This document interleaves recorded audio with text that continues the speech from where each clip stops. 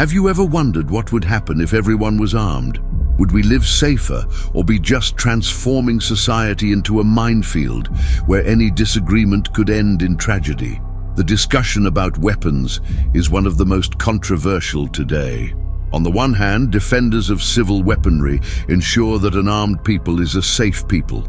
On the other, critics warn that more weapons mean more deaths. But who is right? Should the ordinary citizen have the right to protect themselves, or would it only make each of us an easy target? Today, we will explore this debate deep. Let's look at the history, data, and arguments on both sides to understand once and for all. Weapon in the hands of the people is synonymous with security or chaos. Stay with me until the end, because this subject will mess with your convictions. And in the end, I want to know your opinion in the comments. Let's go there.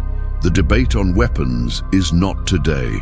The relationship between civil armament and security has always been present in the history of humanity. Over the centuries, many societies have allowed their citizens to port as weapons as a way to guarantee freedom and protection against oppressive governments or external threats.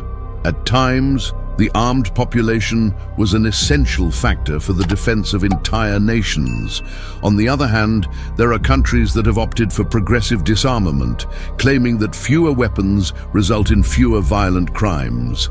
In some nations, rigorous legislation strongly restricted access to weapons, which has generated a drop in firearms homicides.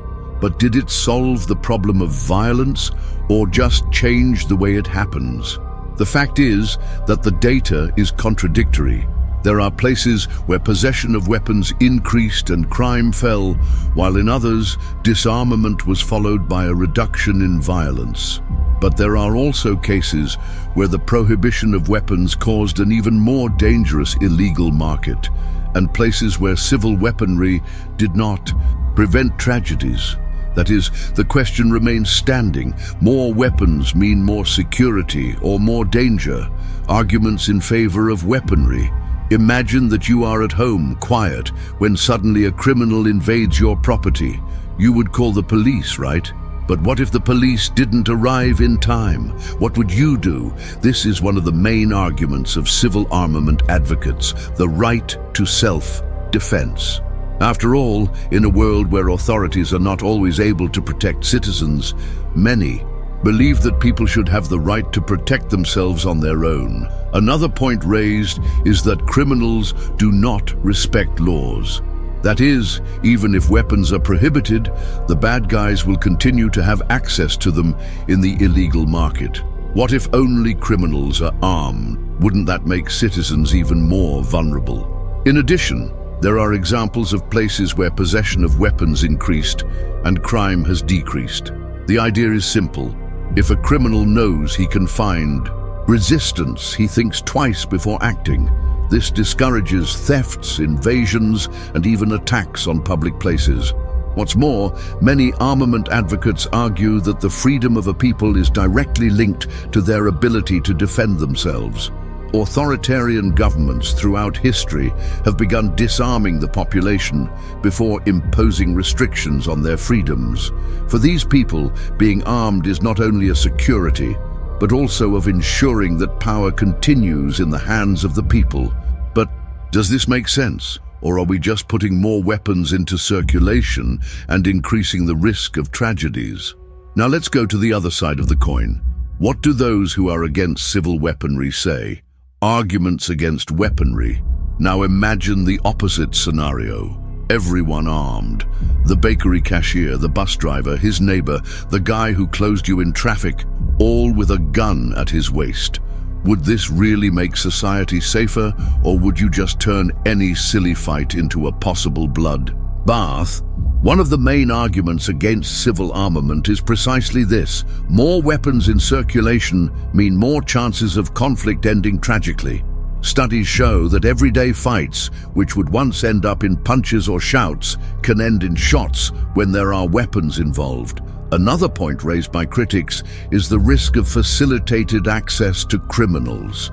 The more weapons there are in circulation, the greater the chance of them falling in the wrong hands, if it is robbery, theft, or arms, trafficking in the black market. That is, instead of ensuring more security, more weapons can actually strengthen organized crime. And there is also the danger indoors. In many countries, statistics show that armed people are at greater risk of being victims of their own weapons. Cases of suicide, household accidents, and even tragedies involving children increase when there is a weapon within reach. Finally, weaponry opponents warn that the idea of protecting themselves can be illusory. In a confrontation, a criminal is ready to shoot without hesitation. Already, the ordinary citizen, even armed, may hesitate, be unprepared, or simply have no time to react. That is, having a gun does not guarantee that you will be able to defend yourself. Given these points, the question remains, is arming the population a real solution, or are we just creating new problems? Now we have come to the crucial moment, the turning point and the final conclusion of this debate. Do we conclude that in the end, arming the population increases safety or only creates more chaos? The truth is that there is no simple answer. It depends on several factors: culture, legislation, population preparation level, and even the specific reality of each country or region. If on the one hand, arm the citizen can be seen as a basic self-defense right, on the other, more weapons also mean more chances of tragedies. The big problem is that not everyone knows or is prepared to deal with this responsibility. Now, think to me, what really makes a society safe are the laws, the presence of the police, the fear of victims' reaction, or something even deeper, like the very culture of violence or peace that exists in a given region. If it was just a matter of weapons, we could look at the most armed countries in the world and conclude that they are the safest, but not quite. There are places where the population has easy access to weapons and crime is low. In others, there is a huge number of weapons and violence is unbridled. And the solution? If disarming does not solve 100%, and if armory can bring risks, what is the ideal balance? More training, more control, more freedom. And if the problem wasn't just weapons, but who uses them and how do you use them? Perhaps the big question here is not just about having weapons or not, but about the kind of society we want to build. One where everyone has to walk armed to protect themselves, or one where no one needs to carry a gun because they feel safe enough? And now I want to know your opinion. Do you think arming the population would bring more security or only increase the risks? Right here in the comments, because this debate needs to continue. If you enjoyed the video, already leave the like, subscribe to the channel and activates the bell for more content like this. We see each other in the next controversial debate.